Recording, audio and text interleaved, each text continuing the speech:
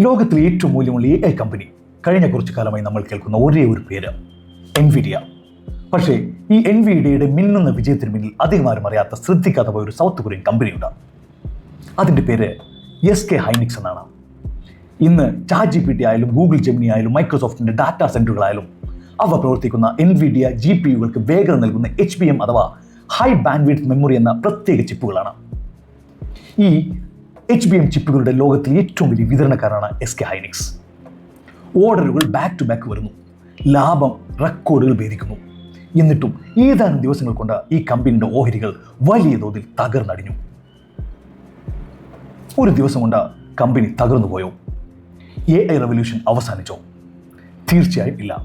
എങ്കിൽ പിന്നെ എന്താണ് ഇവിടെ സംഭവിച്ചത്? നമുക്ക് ഒന്ന് വിശദമായി നോക്കാം. എൻ്റെ പേര് Sadiq. Welcome to Sadiq talks.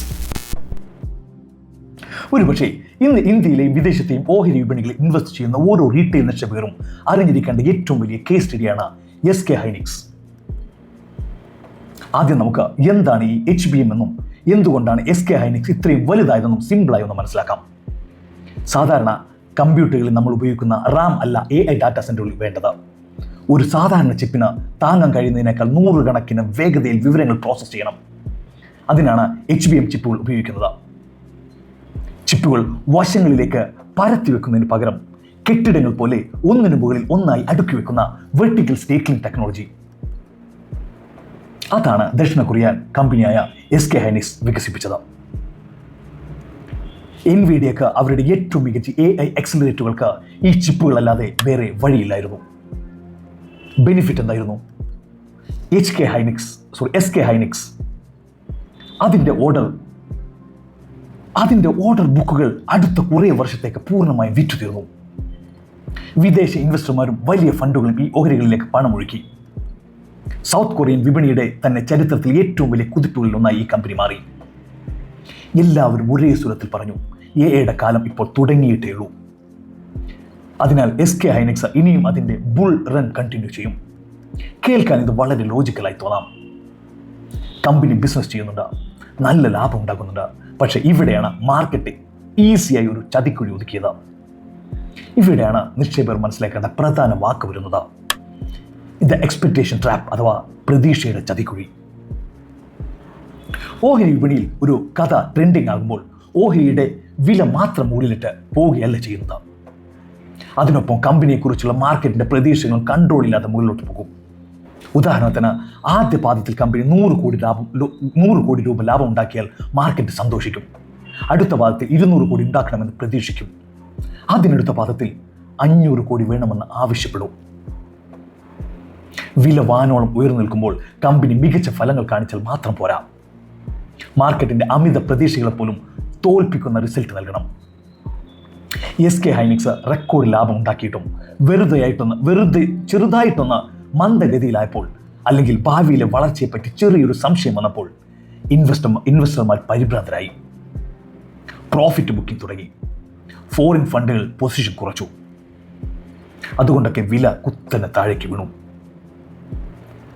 കൂട്ടുകാരെ, കമ്പനി മോശമായതുകൊണ്ടല്ല ഓഹരി വീണത്.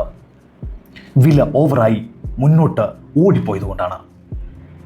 ഇത് ആദ്യമായിട്ടാണോ ഓഹരി വിപണിയിൽ ഇങ്ങനെ സംഭവിക്കുന്നത്? ഒരിക്കലുമല്ല. ഇത് നമുക്ക് വിശദമായി നോക്കണമെങ്കിൽ നമുക്കൊന്ന് ചരിത്രത്തിലോട്ട് പോകണം. 1999 .com ബബിൾ ഓർമ്മയുണ്ടോ നിങ്ങൾക്ക്? അന്ന് ലോകം മുഴുവൻ പറഞ്ഞു ഇന്റർനെറ്റാണ് ഭാവി. പേരിനൊപ്പം .com എന്ന് ചേർത്ത എല്ലാ കമ്പനികളിലേക്കും ദശലക്ഷക്കണക്കിന് ഡോളർ ഇൻവെസ്റ്റർ ഒഴുക്കി. വില എവിടെയോ പോയി. ഒടുവിൽ വൻ തകർച്ച ഉണ്ടായി. പക്ഷേ ഇവിടെ നാം ചോദിക്കേണ്ട ചോദ്യമുണ്ട്, അന്ന് ഇന്റർനെറ്റ് പരാജയപ്പെട്ടോ? ഒരിക്കലുമല്ല. ഇന്നും ലോകം ഓടുന്നത് ഇന്റർനെറ്റിലാണ്. അന്ന് ആ തകർച്ച അതിജീവിച്ച് ആമസോൺ പോലുള്ള ചില കമ്പനികൾ ലോകത്തിൽ വൻകിട ശക്തികളായി മാറി. തോറ്റത് ടെക്നോളജി അല്ല, മറിച്ച് അമിതമായ വാല്യുവേഷനിൽ കമ്പനിയുടെ ഷെയറുകൾ വാങ്ങിച്ച നിക്ഷേപകരുടെ സാമ്പത്തിക ബാധ്യതയാണ്. ഇന്ന് AI റെവല്യൂഷനിൽ സംഭവിക്കുന്നത് ഇതുതന്നെയാണ്. AI ലോകം മാറ്റും, ഇതിൽ സംശയമില്ല. പക്ഷേ AI എന്ന പേരുള്ള എല്ലാ കമ്പനിയുടെയും ഓഹരികൾ എല്ലാ കാലത്തും ഉയർന്നുകൊണ്ടിരിക്കും എന്ന് കരുതുന്നത് അട്ടർ നോൺസെൻസ് ആണ്. ആക്ച്വലി ഇതാണ് ഏറ്റവും വലിയ മിസ്റ്റേക്സ്. ഇന്ത്യയിലുള്ള നമുക്ക് എങ്ങനെ എഫക്റ്റ് ചെയ്യും അതൊന്ന് നോക്കാം. ഇന്ന് ഇന്ത്യൻ സ്റ്റോക്ക് മാർക്കറ്റിൽ ചരിത്രത്തിൽ ഏറ്റവും വലിയ റീറ്റെയിൽ പാർട്ടിസിപ്പേഷനാണ് നടക്കുന്നത്. റെക്കോർഡ് എണ്ണം ഡിമാറ്റുകൾ അക്കൗണ്ടുകൾ, മാസം തോറും ആയിരക്കണക്കിന് കോടി ഒഴുകിയെത്തുന്ന SIPകൾ, ഇതെല്ലാം വളരെ നല്ല കാര്യമാണ്. പക്ഷേ നമ്മൾ വാങ്ങുന്ന കമ്പനിയുടെ വില ശരിയാണോ എന്ന് ആരെങ്കിലും ചിന്തിക്കുന്നുണ്ടോ? കുറച്ചു കാലമായി ഇന്ത്യയിൽ defence, railway, PSU stocks, renewable energy ഇങ്ങനെയുള്ള ഏത് തീം ട്രെൻഡിങ് ആയാലും ആളുകൾ യൂട്യൂബ് തമ്പനെയിലുകളും ഇൻസ്റ്റാഗ്രാം റീലുകളും കണ്ടുകൊണ്ട് കണ്ണും പൂട്ടി പണം നിക്ഷേപിക്കുകയാണ്. ഇതാണ് അടുത്ത മൾട്ടി ബാഗർ എന്ന ഒറ്റ കഥ കേട്ട് ഫോമോ കാരണം എല്ലാവരും ചാടി വീഴുന്നു. ഒരു കമ്പനി വർഷത്തിൽ 100 രൂപ ലാഭം ഉണ്ടാക്കുന്നു എന്ന് കരുതുക. ആ കമ്പനിക്ക് 1000 രൂപ വില കൊടുക്കുന്നത് യുക്തിസഹജമാണ്. പക്ഷേ അതേ കമ്പനിക്ക് നിങ്ങൾ 10,000 രൂപ കൊടുത്താൽ അതിൻ്റെ അർത്ഥം അടുത്ത 10 വർഷത്തേക്ക് ഈ കമ്പനി ഉണ്ടാക്കാൻ പോകുന്ന വളർച്ചയുടെ വില നിങ്ങൾ ഇന്ന് തന്നെ കൊടുത്തു കഴിഞ്ഞു എന്നാണ്. പിന്നെ അവിടെ നിന്നാണ് കമ്പനികൾക്ക് ചെറിയൊരു വീഴ്ച സംഭവിച്ചാൽ പോലും ഓഹരി വില 30-40% കുത്തനെ താഴോട്ട് വീഴും. ഇനി നമുക്ക് ജസ്റ്റ് റീറ്റെയിലേഴ്സ് കൂടുതൽ ചെയ്യുന്ന മിസ്റ്റേക്സുകൾ എന്താണെന്ന് നോക്കാം. ഡയറക്റ്റ് സ്റ്റോക്കുകളിൽ ഇറങ്ങുന്ന റീറ്റെയിൽ ഇൻവെസ്റ്റർമാർ പ്രധാനമായും വരുത്തുന്ന 3 വലിയ തെറ്റുകൾ ഇവയാണ്. ഒന്നാമതായി, കമ്പനിയുടെ സ്റ്റോറി മാത്രം കേൾക്കുക, കണക്കുകൾ നോക്കാതിരിക്കുക. കമ്പനിയുടെ ബിസിനസ് ട്രെൻഡിങ് ആണെന്ന് കേൾക്കും, പക്ഷേ ബാലൻസ് ഷീറ്റ് നോക്കില്ല. വാല്യുവേഷൻ അളക്കുന്ന PE റേഷ്യോ എന്താണെന്ന് അറിയില്ല. രണ്ടാമതായി, ഫോമോ അഥവാ ഫിയർ ഓഫ് മിസ്സിംഗ് ഔട്ട്. ഒരു ഓഹരി 100% ഉയർന്ന ശേഷമായിരിക്കും അത് വാർത്തകളിൽ വരുന്നത്. ആ സമയത്ത് സാധാരണക്കാർ ഇൻവെസ്റ്റ് ചെയ്യാൻ നോക്കുന്നത് ആ സമയത്താണ്. എന്നാൽ സ്മാർട്ട് ഇൻവെസ്റ്റർമാർ അപ്പോഴേക്കും ലാഭമെടുത്ത് പുറത്തു പോയിട്ടുണ്ടാകും. മൂന്നാമതായി, സ്ക്രീൻഷോട്ടുകൾ കണ്ട് വിശ്വസിക്കുക. ടെലിഗ്രാം ടിപ്പുകളും മറ്റുള്ളവരെ പ്രോഫിറ്റ് സ്ക്രീൻഷോട്ടുകളും കണ്ടുകൊണ്ട് സ്വന്തം അധ്വാനത്തിന് പണം കൊണ്ടുപോയി കളയുക. ഈ വീഡിയോയുടെ ഉദ്ദേശം നിങ്ങൾക്ക് ഇൻവെസ്റ്റ്മെന്റ് അഡ്വൈസ് നൽകുകയോ നാളെ മാർക്കറ്റ് തകരുമെന്ന് പ്രവചിക്കുകയല്ല.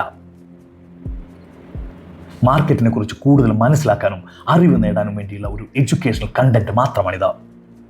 സൗത്ത് കൊറിയയിലെ SK ഹൈനിക്സ് കേസ് സ്റ്റഡി നമ്മൾ പഠിപ്പിക്കുന്ന ഏറ്റവും വലിയൊരു പാഠം ഇതാണ്. ഒരു നല്ല കമ്പനി കണ്ടെത്തിയാൽ മാത്രം പോരാ, അത് ശരിയായ വിലക്ക് വാങ്ങാനും അറിയണം. നിങ്ങൾ മ്യൂച്വൽ ഫണ്ട് വഴി SIP ചെയ്യുന്ന ആളാണെങ്കിൽ മാർക്കറ്റിൽ തിരുത്തലുകൾ വരുന്നത് പേടിക്കേണ്ട കാര്യമേ അല്ല. അത് കൂടുതൽ യൂണിറ്റുകൾ കുറഞ്ഞ വിലയിൽ വാങ്ങാനുള്ള നല്ലൊരു അവസരമായാണ് കാണേണ്ടത്. മാർക്കറ്റ് കയറുമ്പോൾ എല്ലാവരും ജീനിയസുകളാണ്. എന്നാൽ യഥാർത്ഥ ഇൻവെസ്റ്റർ ആരാണ് തെളിയിക്കുന്നത് മാർക്കറ്റ് കറക്ഷൻ വരുമ്പോഴാണ്. ഈ കേസ് സ്റ്റഡിയെക്കുറിച്ചുള്ള നിങ്ങളുടെ അഭിപ്രായങ്ങൾ വിശദമായി താഴെ കമൻറ്റിൽ പറയണം. എൻ്റെ ചാനൽ സബ്സ്ക്രൈബ് ചെയ്യാത്തവർ സബ്സ്ക്രൈബ് ചെയ്യണം. Thank you for watching.